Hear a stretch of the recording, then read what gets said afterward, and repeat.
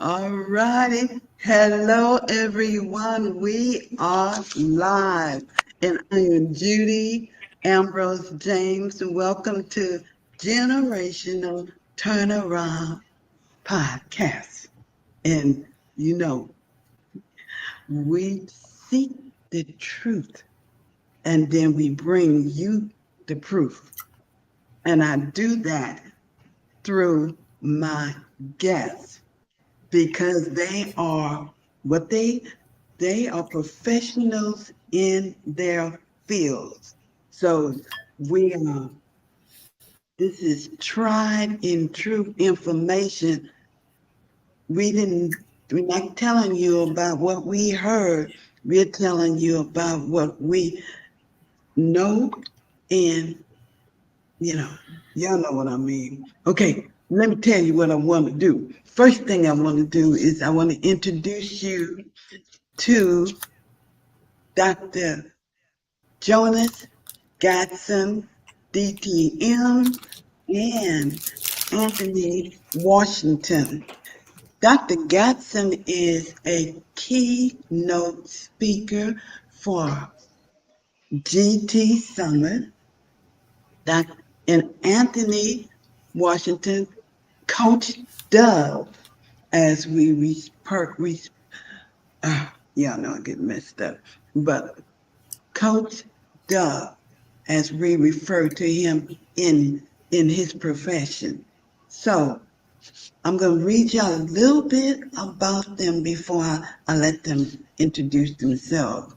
Okay, I have Dr. Jonas Gadson, DTM. His topic is Say Yes to Your Success. Nah, okay? I'm going to leave it like that. Known as Mr. Enthusiastic, he's a powerhouse in the realm of public speaking and effective communication. Over 30 years of corporate experience in the industry giant. Now, Dr. Gadson told me don't read too much because we gonna talk. We here to talk. We not here. Y'all gonna read their bio when you go to the summit and go to the breakout room. Anthony, I have a look. Anthony is widely known as Coach Duub, an inspiring figure in the world of athletics and personal growth, currently serving as the assistant track and field coach at Newberry College. So, okay, that's a little bit on Anthony. Now, let's get down to it. Y'all know this is about generational turnaround, and I have Anthony as a guest speaker. And so, what I have one question, and I'm gonna let them elaborate on what does generational turnaround mean to them when they hear the words generational turnaround, and have you turned around someone that in their youth, or it don't even have to be youth. You know what? Because we have a lot of older people that could use a generational turnaround. So, Dr. Gadson, can I start with you first? How and why did you say yes to the GT Summit? Yes, it's so great to be here and to be part of this summit of Turnaround Generation. Again, I've been in corporate America for 30 years with Eastman Kodak and Xerox, training people from around the world. And this generation turnaround is so critical in times like these. And since we are focusing a lot on the youth, I've been involved with the youth for the last 30 years in college and high school, teaching them how to give a powerful presentation, and also to say yes to your success, which I'll be addressing in the summit. And I attribute a lot. I always say that young people make up 45% or 25% of our population, but they're 100% of our future. And I have a lot of students that I've taught up in Rochester, New York. We have what they call a C-STEP program and also a STEP program where you're teaching African American and Hispanic how to go into engineer, how to be able to communicate more and say yes to your success. So the timing is very, very, all the things I've learned in corporate America and being an author of 8 best-selling books and training people, and even just recently being on a program that I spoke to 14 different nations on my computer from around the world. So I bring a wealth of knowledge and experience, and I'm so privileged to be a part of this generation turnaround. And being a spiritual guy, my favorite book says, a good man leave an inheritance for 3 generations. So people plant trees for us that they no longer here to be under. And that's why this generational turnaround is so important. We are planting trees, we are planting seeds that we know we won't be here, but we are creating for our children that's coming after us. So I'm very fired up, ready to go, and ready to glow. So I'm great to be here, and we're just going to have a great time, and we are going to get the word out. It's virtual. So people don't have to worry about traveling. They don't have to worry about hotel or food. They can come in the privacy of their home, block it out, get on their laptop or get on their smartphone and get a message and that encourage them to say yes to your success. So I'm fired up. All right, Dr. Gadson. I am too. I'm fired up to hear what Anthony, Coach Duub, has to tell us. When I think of generation turnaround, I think about the generations of family members that were before me. And I think about the struggles that my parents and my grandparents had to go through just to get me into this position. And the biggest thing that I look at in generation turnaround is each family member started off with something, and then the next generation got a little bit better. You know, my grandparents were working in as janitors as well as housekeeping. You know, my mom and my father, they went to school. They graduated from high school. You know, my mother went to college. And when I look at, she's 72 now, and I look at what she's been through over the years and what we have gone through as a people to what positions that we are right now. Now we're public speakers, we're coaches, we're teaching, we're ministers. We have the position to take what we've done and now get a chance to turn the generations around that don't know any better, you know? And the biggest thing that I look at right now and all the things that I've been able to accomplish over the years is that, hey, guess what? Now it's time to pay it forward. Now it's time to pour into younger youth at a younger age. The ones that are not in the best positions, put them in the best positions so they know they can be successful. That's my position on that. Thank you, Anthony. That's it. That's it in a nutshell. We one thing like Dr. Gadson said, they are 100% of our future. I don't know what the percentage of as what they are made up, but they are 100% because I'm 68 and I'm hoping that they live like longer, but they're going to be running the country from politics to, like you say, coaching, speaking. We have to make sure that what they speak about will also to help us in the youngest. I got one friend who talks about all she's doing to do is teach the golden rule again.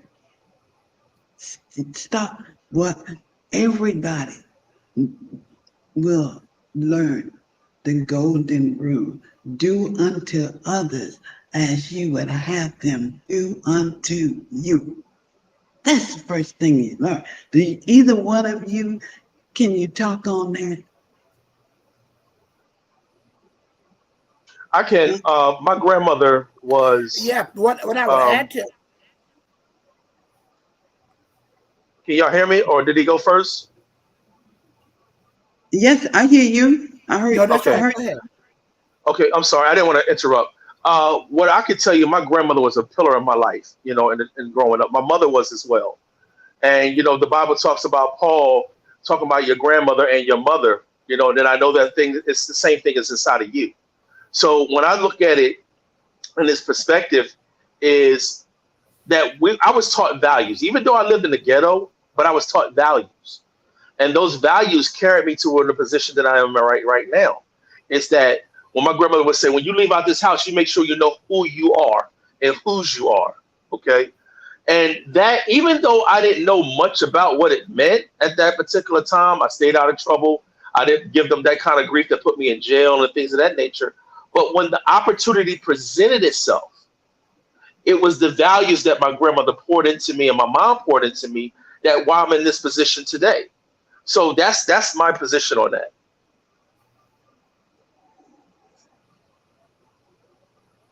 Coach Dub, can Yeah, you yes, and raise I, your I head up a definitely little agree with bit? what You real you low. said because my I mother Can can't always y'all used to hear tell hear. me, me? said, "Boy, Yeah. manners will take you that yeah, that manners will take me where money won't." So that respect, and my father died when I was really young. So my mother raised me and the community. I'm also, it takes a village to raise a child, and that's the environment that I grew up in. And and so now we got an opportunity to pass the baton to other people. So a lot of people need to realize that we are over 8 billion people. There'll never be another one just like you and just like me. We were created an original, so don't dare die a cheap copy. So we are here to tell you that what we went through and what we just didn't go through it, we grew through it. And we are passing, whether you're the part of the old generation or the new generation, there's some things that we can share. And we right now we're getting ready to go into September, but the 8th month we are. So what we're talking to you with the new generation turnaround is to give you a new beginning, to let you know this is your time and this is your turn. This is the decade of the doers. Whatever the challenge is, there's an African proverb that says, if there's no enemy within, the enemy without will do you no harm. So if you work within, you'll never do without. It's not what you necessarily put on you, but it's what's in you. And too many of us are working to put the best stuff on us, but we didn't work in us. It's not outside in, but it's inside out. So it's generation turnaround, a new beginning. It starts with you and it starts with me.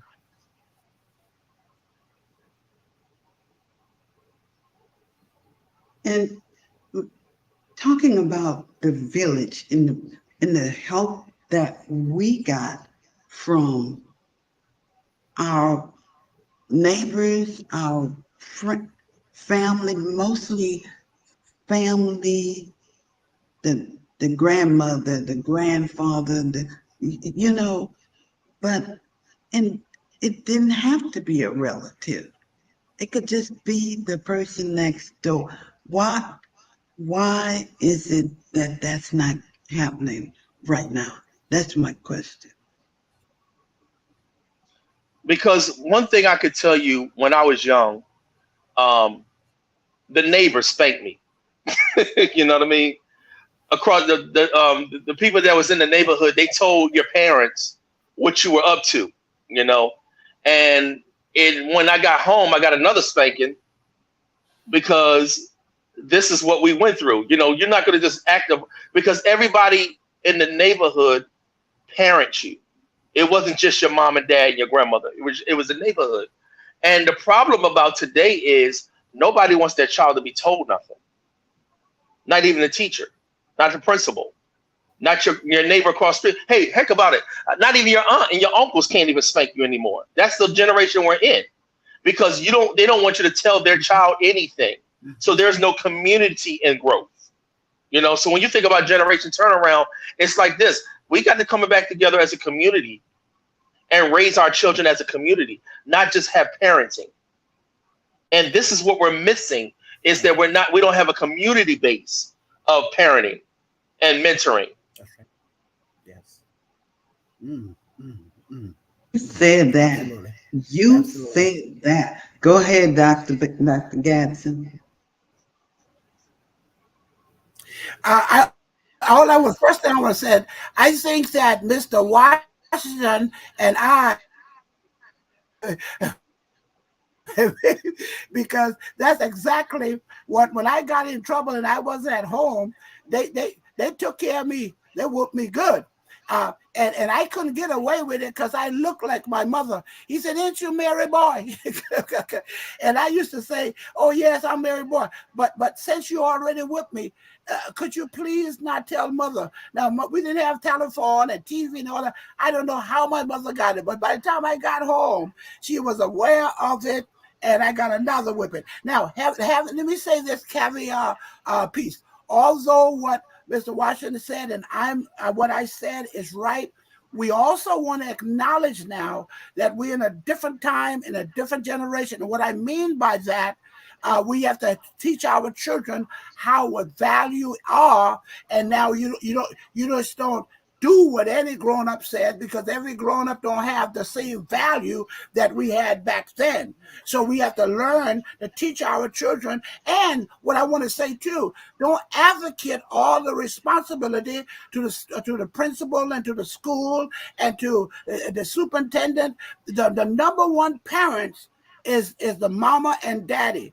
The Creator gave us the responsibility, and that's what we need to bring that back home, because some of our schools are not teaching our children. They're indoctrinating them things that are against what we stand for and what our Creator stands for. So that's what it's a new generation, and some of the young people are saying, "Oh, I'm from the new school." Well, let me tell you something. It wouldn't be no school if it wasn't for the old school. Come on.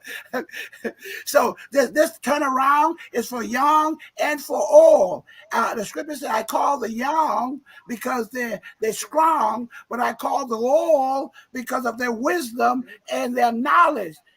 The scripture said, "My people are destroyed, not because of lack of information, not because of Satan, not because of sin. My people are destroyed because of the lack of knowledge." We're being bombarded with information, but we are starving for knowledge. Oh, I think I said something. I think that's a bonus from Jonas. All right. You did. You said something. When we GT Summit, they are going to be listening for us to say something that they can resonate with. So, Coach Duub, what are you, just give us a little bit of, without giving all we really need to let everyone watching know why they need to come to your breakout room. The biggest thing that I was going to say about that is, without giving out the meat, let's just give out the potatoes real quick. And the biggest thing, one thing we don't look at is, what goals do we have in life? When I was a child, and I never forget it, I was infatuated with hats. And it was hats that really put me in position of what direction I was going to go at. And I looked at firemen's hats. I looked at police officers' hats. I looked at the hats that my uncles wore when they was in the service. And it was a representation of who they were. And that's what set the goals in the direction that I wanted to go. I had goals in mind. And then when you look at when you had football players when they get ready for the draft and they get called to be put on that new team, what's the first thing they put on? They put on that hat. They put that hat on their head. See, what it does is it gives you a representation of purpose. And what we want to do is get people involved and get them motivated to put a hat on. Put a hat of purpose on. So you have a drive and a motivation to do something in life. Opposed to just say, well, I don't know what I want to do. I don't know where I want to go. I have no goals in life. Or I have no purpose. Nobody told me I could do this. And what we're going to do on this GT Summit is give them the purpose of putting a new hat on their head so they can have purpose. And there's no particular hat that you can't wear because you come from this place or you come from this place or you didn't get this degree or you didn't get, So, yeah, okay, Dr. Gadson.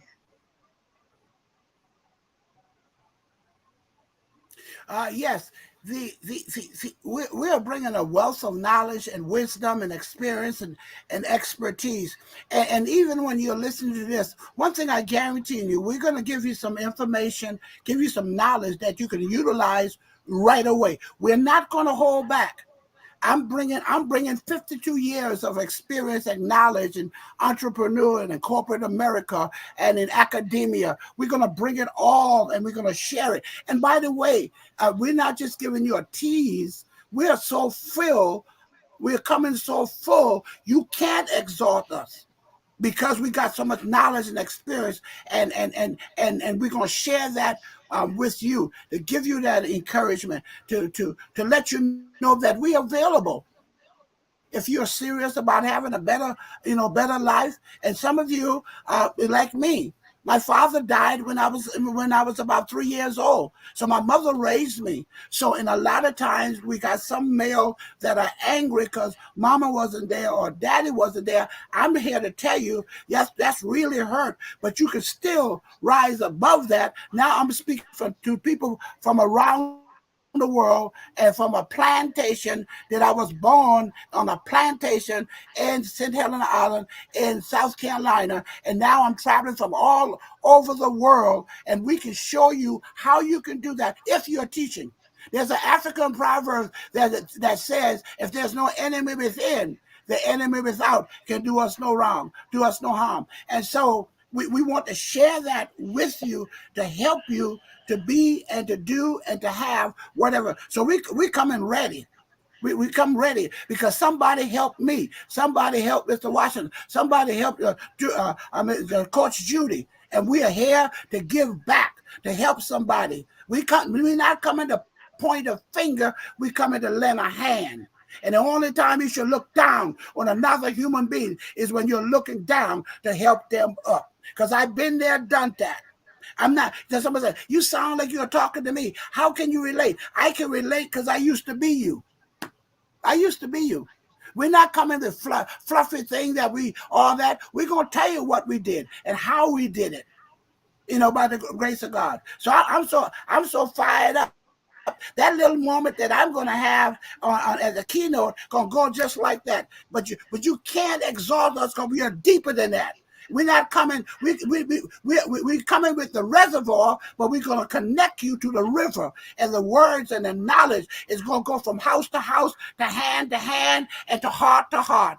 That's what I'm going. That's what we're going to bring. That's why they call me Mr. Enthusiastic. I know, because I'm about to jump out this chair right here. Yeah. You know what? It's so important to realize that there's so many possibilities out there.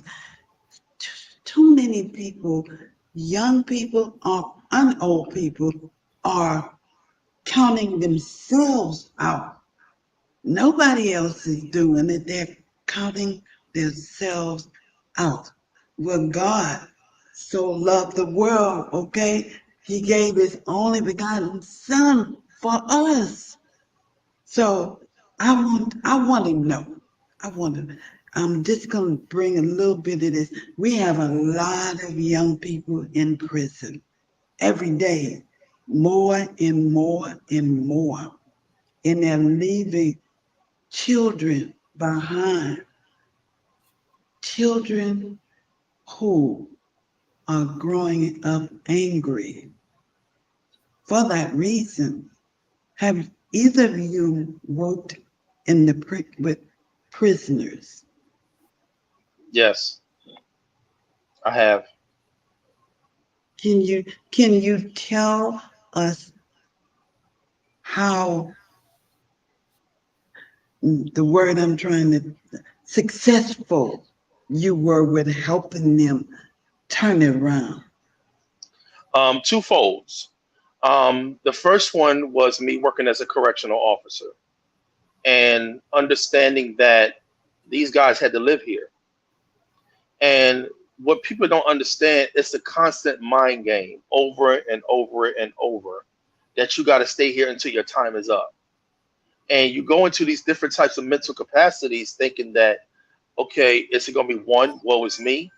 Or is it an exiting plan? That, okay, this is what I'm going to become when I get out, you know? And when you look at the whole situations in a nutshell, is me being a correctional officer, I had to take the fairness of it all. I have to do my job, but I also got to increase hope. And between me and you, I witnessed while I was in the prison. I shared the gospel while I was in prison. And there was men that actually accepted Jesus Christ as Lord and Savior while they were in the prison, that I witnessed to. And then on the other side was working with Nike football. I went into the GJJ and I brought a camp into the prison for the juvenile justice system for the kids. And just to give them hope. And to make a long story short, there was one kid that got out of prison and then came to one of my Nike camps and say, Coach, do you remember me?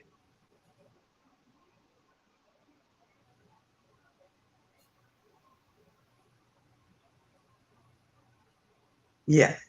Did you remember him? Yeah, I remember him. And after he told me about him being a wide receiver and that he just said to me, he just couldn't wait to get out so he could show what he could do. And he actually made it, and he actually played for his high school football team. So that was a generational turnaround. Even 5 minutes of conversation can be a generation turnaround for some people because you just give them hope. And what I did was while I was in the GJJ, I left a football for the best player.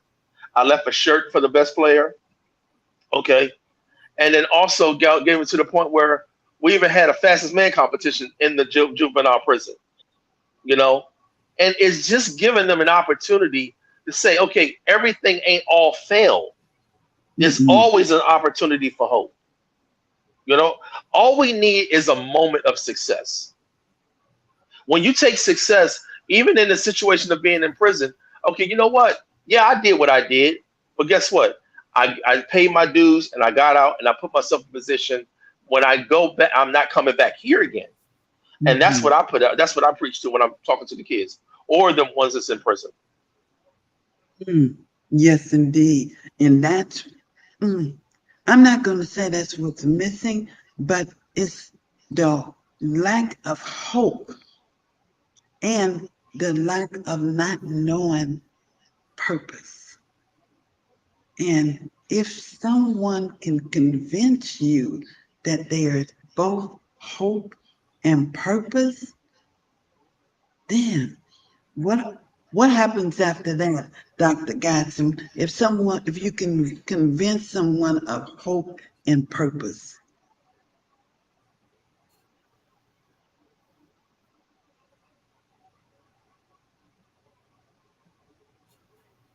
Can you hear me? Yes, Oh, hope okay. is very, very hope is hope is very, very important. And sometimes people have to also understand that sometimes you're going to be knocked down, and sometimes you feel like giving up. But you have to understand. Maybe you even had a bad chapter in your life, but you need to understand that the chapter that you have is not the book. It's not the book. You may have been knocked down, but that was on the round one. Ding, ding, get up from down there and let's fight some more. fight for a better life. And we have the ingredients, we have the principle and the purpose that we can help you do that. And that's why we're not coming like we already arrived. We are coming to you what we did to get from where we were and where we are right now. And I tell sometimes people, even have a doctorate degree, I tell them, but there is a shortcut to education. Find out who knows the answer and ask them, and build around you positive, powerful, and purposeful people. It's like Mr. Washington just said a moment ago. Look at the wealth of wisdom that he's bringing. And even though that I'm well studied and well learned, I'm listening to him because the scripture also say iron sharpen iron. And so we are on the same team because teamwork make the dream work. You see, we're not jealous one another. We're not competitors. We are comrades. And we unite today and this weekend or in September to help you to be part of the generation turnaround. If you've been heading in the wrong direction, turn around. Don't go where the majority is going, because if you don't have to cut your own path. We already done trail the path. All you got to do is follow the path of resistance, because you can't grow if you go along with the current. And one of the things we want you to know, stop drifting and start shifting. Shift. You've been drifting long enough. It's shifting time.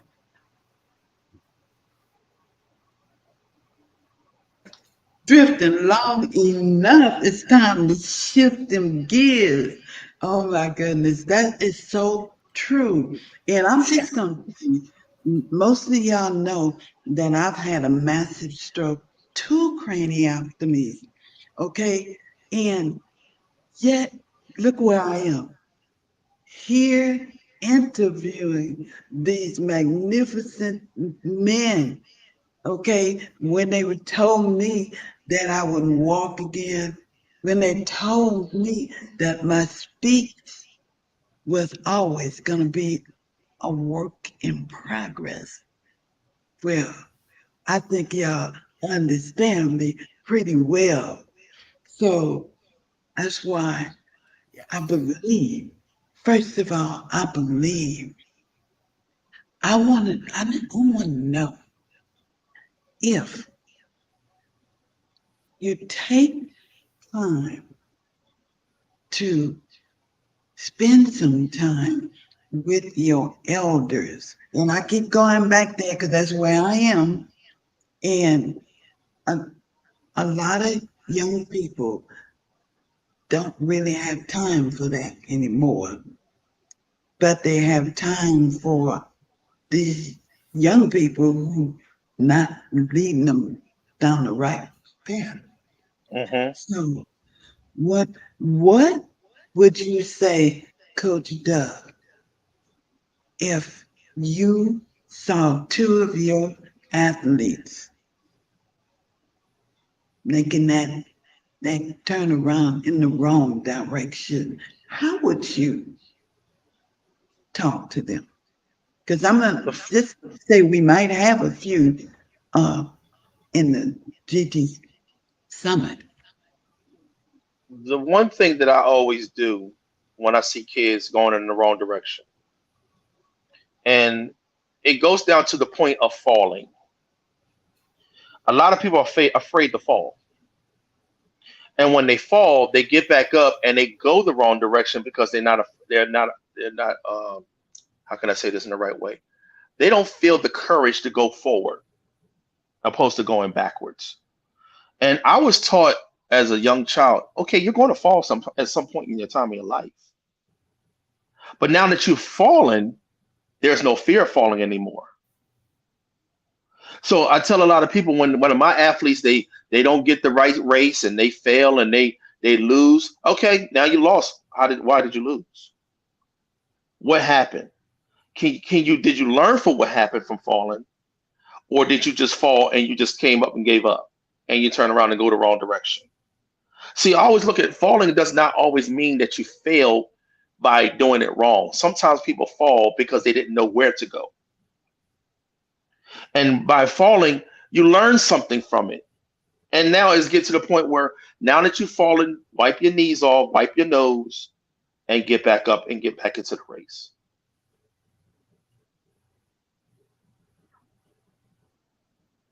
That's look, that is so true. That is so true. But I want to ask you, Dr. Gatson. Okay, they're falling. Some of them stayed down. Some of them jumped up, and then some of them just stand. What? How do you motivate a person who's just standing, not going right, not going left, not getting up? Well, one of the things I emphasize to people, young people included, don't focus on what you have lost. Focus on what you have left, because what you have left is enough to get the job done. And everything that is sometimes people say, well, I'm going through this and I'm going through. Just don't go through it, grow. Grow through it. So when you get on the other side, you'll be better for it. And so, but as David said, when you go through the valley, he said he grows through it. Don't make your valley your grand finale. Get the lesson, because if you don't grow through it, you're going to have to repeat the course. And so get up from down there, get up from knock down, but not knock off. And some people say, well, fear. Feel the fear and do it anyway. Replace the fear with faith. I often said doubt and fear knocked on your door. Faith opened it up, but there was nobody there. And so you need to get a coach, you need to get a mentor that's been there, done that, and and see, we might have got to a certain level on a mountaintop, but we're not looking to stay on the mountaintop, because our job is back in the valley. And we go back in the valley to show you the process and how you can grow to get to the mountain with. Someone said it's lonely at the top. That, I tell you, whoever made that statement is not a leader, because you will not go to the top by yourself. And if you go to the top by yourself, rest assured you're going to jump off, because you ain't got nobody there to secure you, and you think it's all about you. I tell people all the time, boo, boo, it's not about you. It's bigger than you. Yeah.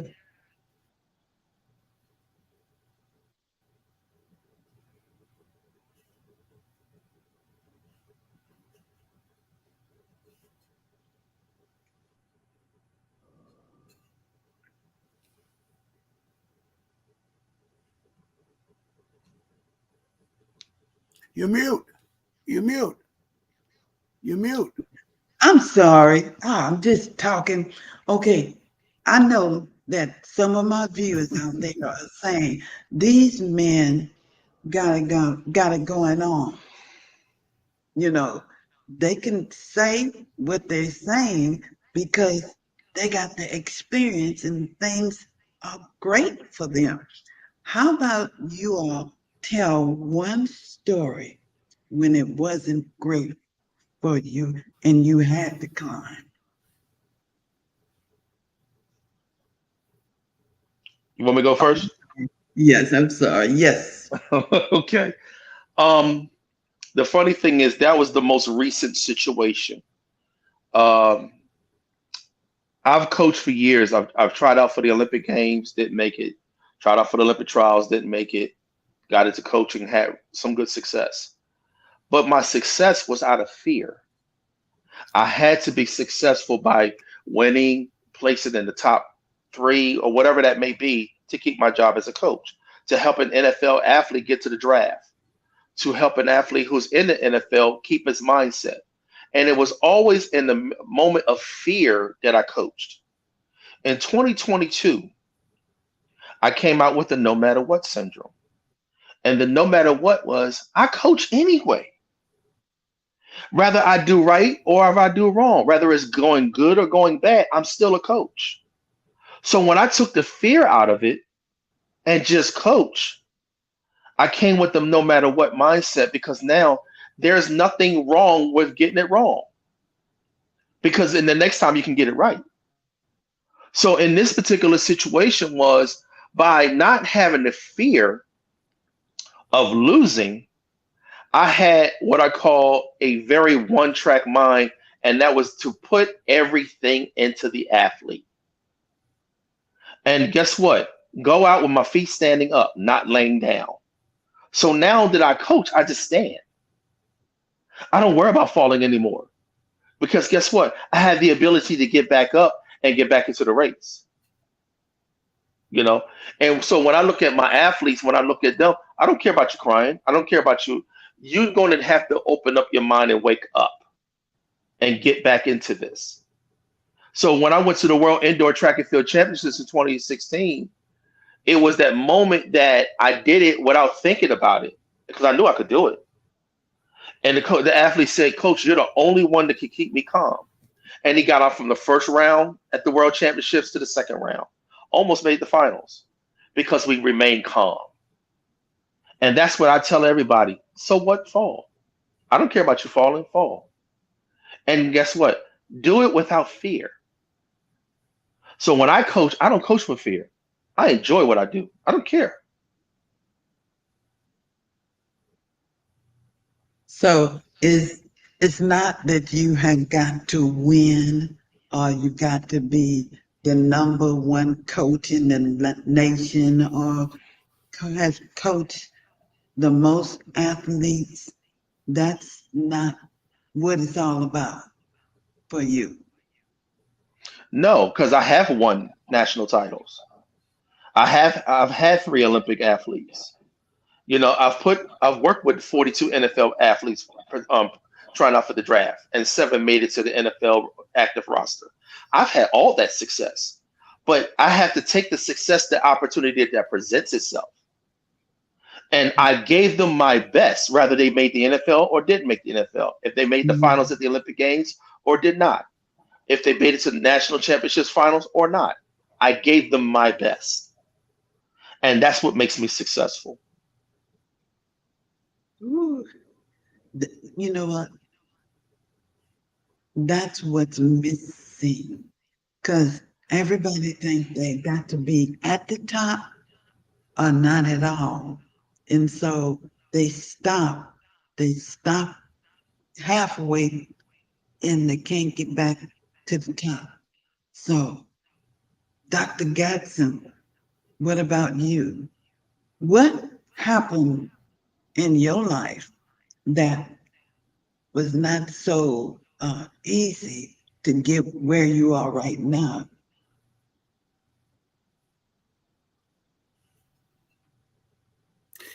Well, what I would share something recently that I just recently had a really huge issue with my lower back, and it's in excruciating pain now as I speak. But what I was committed to is being a part of this generation turnaround. And I also tell people that even though I'm in a lot of pain, the pain will not cancel my purpose. And so regardless of what's transpired, normally when I'm on, I have a suit on and all of those stuff. I'm a suit guy. But if you notice, I'm in a different position because I wasn't going to let that stop you. So sometimes you have to do it with pain. You have to move forward because my purpose pulled me. And so that's why, and I put my word guy yet because I'm not finished. And so I'm going to continue to fight. See, and for the next round. And so, and there's other things I could share, but I want to make something relevant. If you're going to be great and you're going to achieve things, you're not going to achieve it because of the conveniences. You're going to have to go through. You're either in a storm, coming out of a storm, or heading for a storm. But we are preparing you for the storm that ahead. And then I also believe, even though the pain may be racking my body, I'm not going to whine.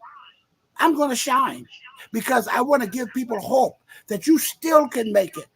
because I think Coach Judy mentioned her age, but I think we were talking about that a while back, and I told her, I said, yeah, I know you're 68, but I'm 70, so yeah, I know you've been taught how to respect your elders up in here. Yeah. And but you grow. You learn the lesson from grow. And sometimes you learn more by failing than you succeed. And sometimes you got to learn to fail your way to success. Yeah, and get back up again and again. And I'm doing it because we want to share hope. No, now, and let me tell you something as I close out. A lot of times people come to you and they want to say, "Oh, y'all did this and y'all did that." I say, hold it. Before you give me some perceived glory, you got a minute so I can tell you the story, how we got there, how I got there, and the hurts and the habits and the fall down and the assassination of your character. It's not over. It's possible. It's possible. If it's possible for a country boy that grew up on a plantation and now speaking to people from around the world, and you weren't born on a plantation. You weren't labeled as a person not to succeed. You got everything in your power to make a better choice. And that's what we are here, is to give you an alternative, a proven path that's already been carved out for you, just like generation people before me carved it out for us. And that is it. The generation before and before and before. And if everybody had intention that I'm doing this, so the next generation, which is my granddaughter or my grandson, cannot have to work so hard. But in between time, that statement right there, it made it the turnaround that they were not allowed to fall. They did not want, parents didn't want the kids to fall. They didn't want the kids to know what it's like to not have. And so now here we are. I was told I'm going to get mine by whatever means necessary. What does that mean, Coach Dubb? What does that statement mean? Getting yours by any means necessary. The one thing that I remember installed in me as a child when we were striving to go through school, striving through college, getting married, uh, going into your profession, you know, the one thing by any means necessary is a twofold statement for me. Number one, don't quit. Number two, enjoy the journey. Okay. And thirdly, check your doors. When you think about checking your doors, you think about, okay, what is purpose? Well, I want to get there by any means necessary, but are you checking your doors to see if it's open? You know, I think about this movie many years ago. It was a movie called The Adjustment Bureau, and you had to wear a hat in order to go through a door. So in order to go through the door of purpose, you had to wear your hat, and then you check your door to see what door and where it took you. And so for me, by any means necessary is one thing. Just constantly check and see what doors are open. And if that door is locked, it's not time for me to go through that door. But check another door to see if it's open. And that is my position of, and by any means necessary. Well, the young people that told me that didn't mean that way. They they are in this content and they're not going to school to their education.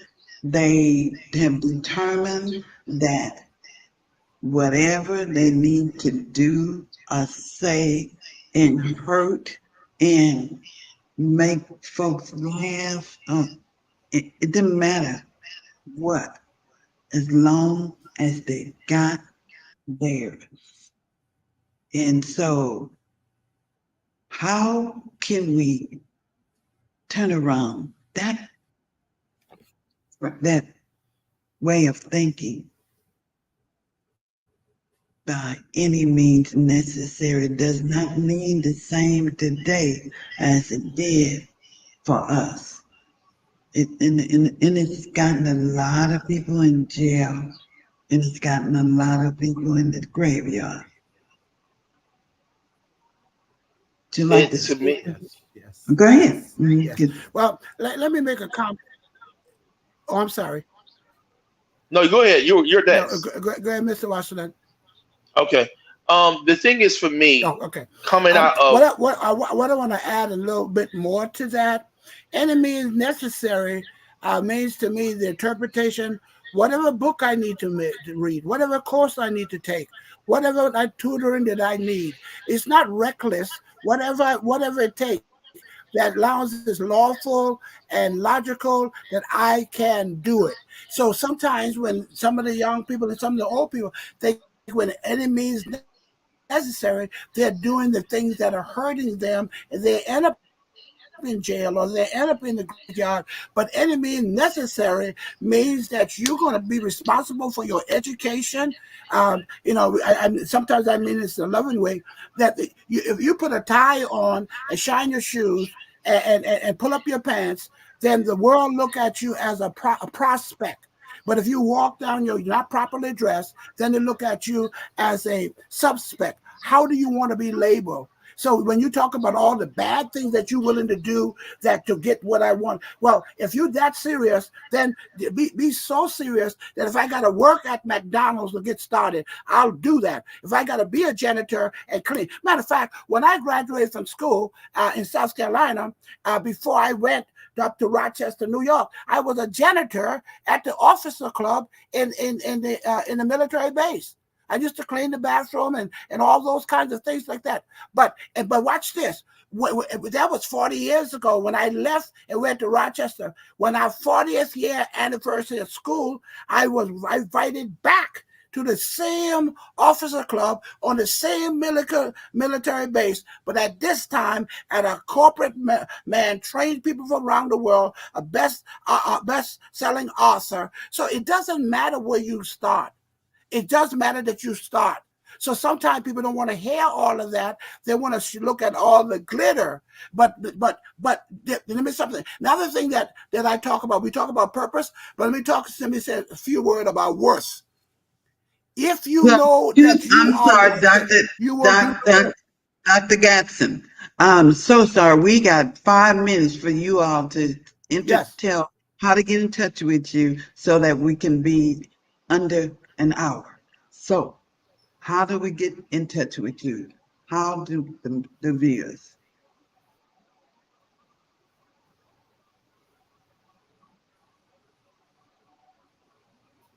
Yes, how do you get in touch with me? You go to www.jonasbonus.com. www.jonasbonus.com. You get a free gift.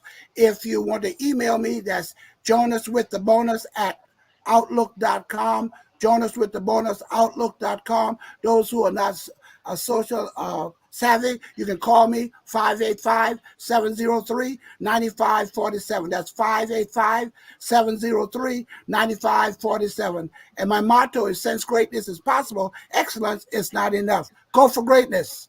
All right. Anthony, how can they get in yes. touch with you?